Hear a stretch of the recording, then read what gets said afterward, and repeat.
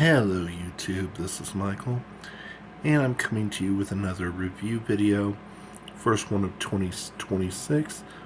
This is the Gemstone series of tickets, and I'm going to tell you right now, no self-respecting jeweler would want to associate him or herself with the gems in this collection. So we have 5 different tickets ranging in denomination from $1 to $20, and I'm going to be honest with you, the higher the denomination you go, the worse they get. I do have one introductory note to pass along here. Starting with this series of tickets, the lottery has discontinued the use of code letters. So, please check my posts later today. There will be a screenshot from the Colorado Lottery Rules website that states what games will no longer have code letters. Basically, any game starting with game number 401, any game numbered 401 and higher will not have code letters. All games that are currently in existence, and there are a few new ones that have not been released yet that do have numbers lower than 401, so they could still have code letters. But anything else after this will not have code letters. Alright. So, the premise is simple. Each game has the name of a gemstone and a number, ranging from 6s all the way up to 10s. The number listed in the name of the game, if you get that number in a little burst symbol in the player numbers, it's an auto win. Each game also has one or more multipliers. Okay, for $1 amethyst 6s, listed odds are 1 in 4.73. Your expected odds are 1 in 4.84. Expected pack payback is $140, which leads to a percentage of 46.66%. All these games are match the number. Amethyst 6s is the only one that does not have a bonus box per se. Instead, you get a bonus player number, a bonus gem number as it's called. Okay. Highest prize you can expect in a pack is $10. 20 is not going to be that hard to hit, even though it is an outlier. It is 1 in 375, which means 4 out of every 5 packs should have a 20. After that, it gets incredibly stupid, with 1 in 2,069 odds to win $50. Match the number format, there is very little to no originality. There's really no originality here on the Amethyst 6s.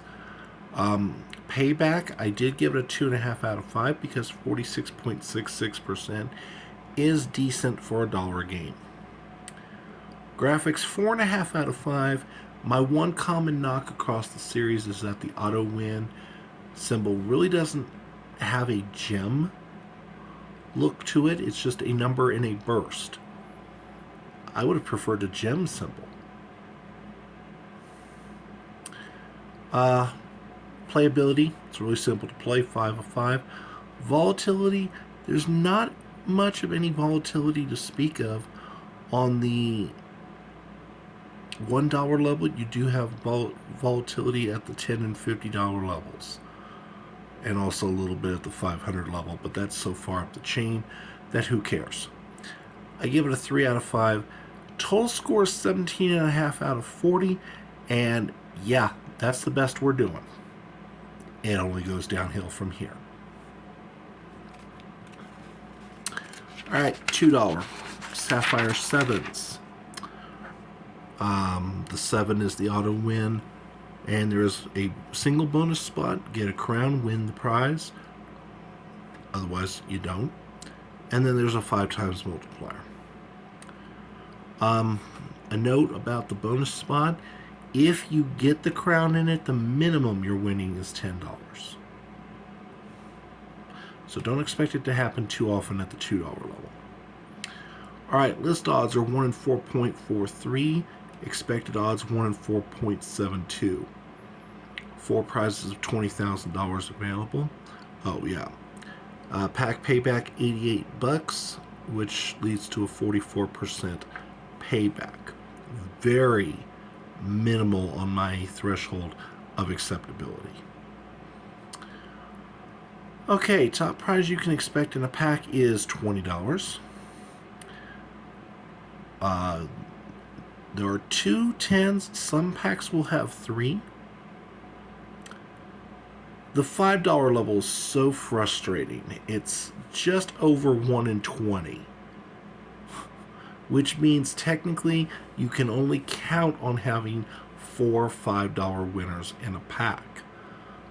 Most packs will have 5. The great majority of packs will have 5, but not all. There is no $4 level, so that is something to note. Might also explain why the payback takes a hit. Okay, originality. Well, I give it a half point because there's not usually a bonus box on a $2 ticket. It's usually just a straight up match the number. Payback, as I mentioned, very minimal on the basically the bare minimum accepted threshold. So that's why it gets a half a point. Graphics, 4.5 out of 5. Again, I would have preferred a gem symbol to be the auto win. Playability is 5 of 5. Volatility is a very volatile game, especially with the $5 and $10 prize levels. Total score is 13 out of 40, and the comment says it all. No. You can find better 2s. Almost every other $2 game out there is better than this one. One thing I did notice that I did fail to mention about the $1 ticket, the player numbers in winning number pool go all the way up to 15. But if you thought that was bad, we're just getting started. $5 Ruby 8's game 403. The 8 is the auto win. There are 2 bonus boxes, and then there is also 2 times, 5 times, and 10 times multipliers. Your listed odds are 1 in 3.85, and your expected odds are 1 in 4.29. This is where you're going to start seeing the volatility really jump, is in these higher ones. The expected pack payback is a mere $115. We aren't even cracking the 40% threshold. Ow, ow, ow, ow, ow. There are 4 top prizes of $100,000. But here's where things really get bad. The highest prize you can expect in a single pack is just $20, and there's only 1 guaranteed. Yuck. There's no 30, there's no 40 to kind of assuage the blow, because as you can tell, the odds of getting 50, that's not 1 per pack at 1 in 105. Matter of fact, that's almost 1 in every 2 packs. Ouch. There are 6 10s per pack, but to kind of further twist the knife in you, there's only 7 5s. To put it bluntly, there's just a dearth of winners. Period. Originality, half a point. And that's only because there's not usually multiple bonus boxes on a $5. Payback, well, I turned the 0 into a frowny face. You can see why. Graphics, 4.5 out of 5. Playability, 5 of 5. To be honest, this is the last one I should have given this is the last one I gave a 5 of 5 for. I'll talk about why in a moment. Volatility, as I mentioned, extremely volatile in the the $20 and $50 range. That just hurts you so bad. There's also a little bit of volatility in the $5. Overall score is 12 out of 40. And if you're thinking of playing it, oh hell no. Oh hell no. I really thought maybe the 10 or the 20 would be better. Oh, how naive and wrong I was. $10 Emerald Nines. Game 404. The 9, as you would expect, is the auto win. Again, 2 bonus boxes and 5, 10, and $20. Or excuse me, 5, 10, and 20 times multipliers. I don't even know where to begin on this one. Your list odds are 1 in 3.62, but your expected odds are 1 in 4.29. Hello. You got a ton of bleed, ton of volatility here. And your expected pack payback is just $240. On a $10 ticket, that is horrible. Your expected payback percentage is 40%. Ugh! That is painful. I do like the claimers, the numbers, and the amounts. That's really about one of only 2 things going for this ticket.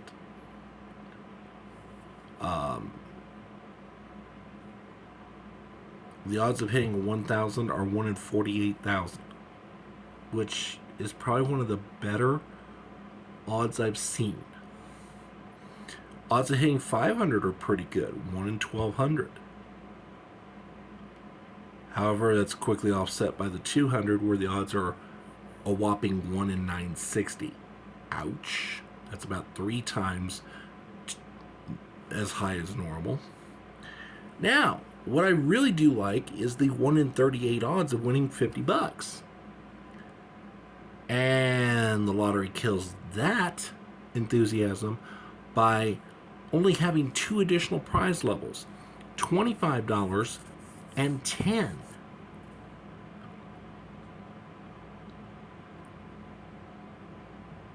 Think about that for a moment. Most $10 tickets have 10, 20, 30, and then 40 and or 50. Sometimes you might even have 15 or 25, but having 20 and 30 have been staples. Did they just decide to smush them together and decide to create 25 only? I don't know, but I don't like it.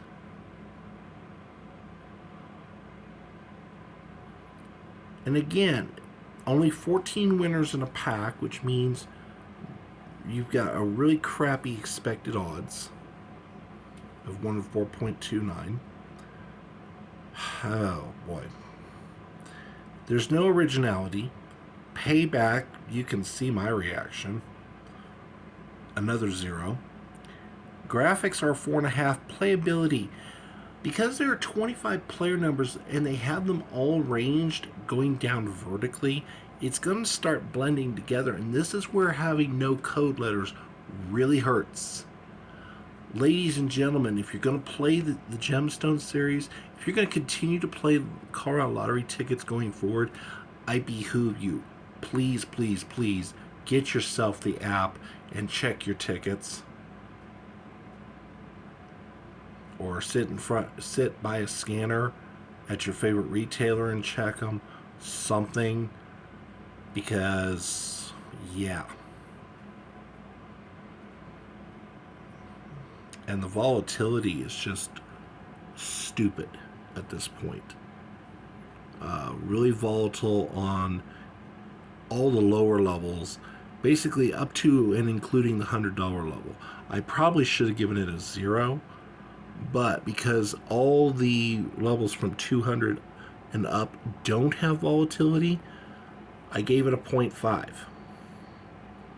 Maybe I'm being generous, but I felt that was the worthy score. However, that drops that still is not enough to bring the total up into double digits. 9.5 out of 40. Yeah. And then we get to the $20 Diamond 10s, and this is an absolute train wreck. So the list odds are 1 in 3.46, which is not that great to begin with for a 20. But then the expected odds are another 1 in 4.29.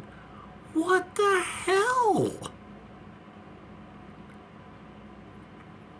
And if you think that's bad, the expected pack payback is $230 or 38.33%. Ladies and gentlemen, I wish I was joking here. But I'm not. Before I forget, the 10 is the auto win symbol. 3 bonus boxes, and then there are 10, 20, and 50 times multipliers. This is another reason why I think they should have gone with a gem, because you now are going to have 2 different symbols that involve a 10. Fortunately, they do look different enough. They do look vastly different. You can tell them apart. But this is why you should have had a gem be your auto win, no number. Just put a gem as your auto win, and then you have your multipliers. But I digress. Top prize is $1 million. This is the only level in which there are fewer than 4 available. But that is to be understood since it's a $1 million top prize. Okay, you can see the amounts. The highest win you can expect in a pack is $50. And there is no intermediate level between 50 and 20. So, break even 20, and then the next level is 50. There is no 30, there is no 40, there is no 25. It goes 20, 50, 100. And the 100 is not guaranteed in a pack.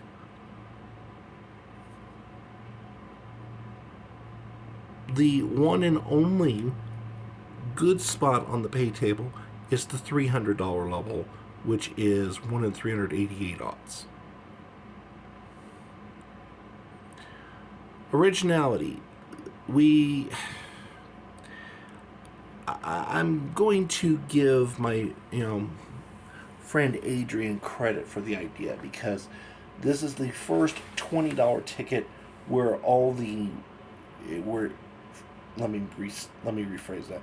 This is the first match the number $20 ticket where the player numbers go vertically. Okay, because of the format change, I'll give you a half point for originality. But it's going to cost you on the back end in the playability. To no one's surprise. Payback. Remember last review video where I said if I could give negative numbers, I would? Okay, I'm going to do a -0 for the payback. There is no excuse for the payback being below 40% on a $20 ticket. Are you freaking kidding me? Are you absolutely freaking kidding me?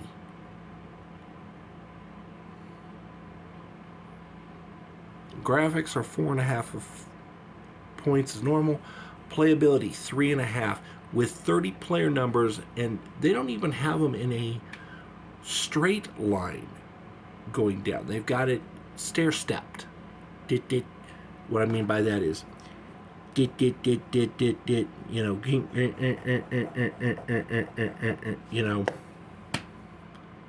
again, no code letters to bail you out. The 8 winning numbers are all in a straight line, though. Ugh. And the volatility, let's not even go there.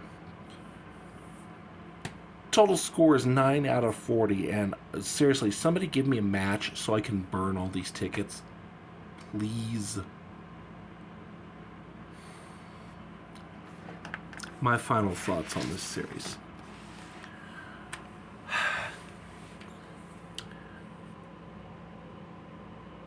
I think the Colorado Lottery is trying too hard to emulate other states' lotteries at this point, because the the pool of numbers for several of the levels, like the $1 and the $5 game, they're getting outlandish. The pool of numbers in the $5 game goes clear into the 50s. That's absurd. There's no reason for it. 1 to 15 on the $1 game. Come on. You know, it makes it look inherently harder to win. Maybe the thought process is, well, maybe when you do win, you'll feel like you've accomplished something. Well, honestly, this isn't the way to go about it.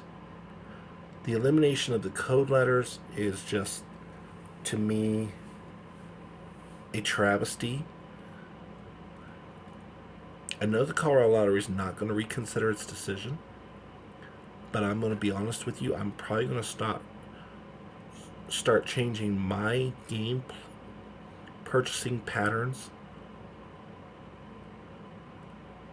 to match, because I do not want to have to dig out my phone and open my app and double check every ticket like that. So I'm going to go with games that I can readily verify with my own eyes and not take too much time.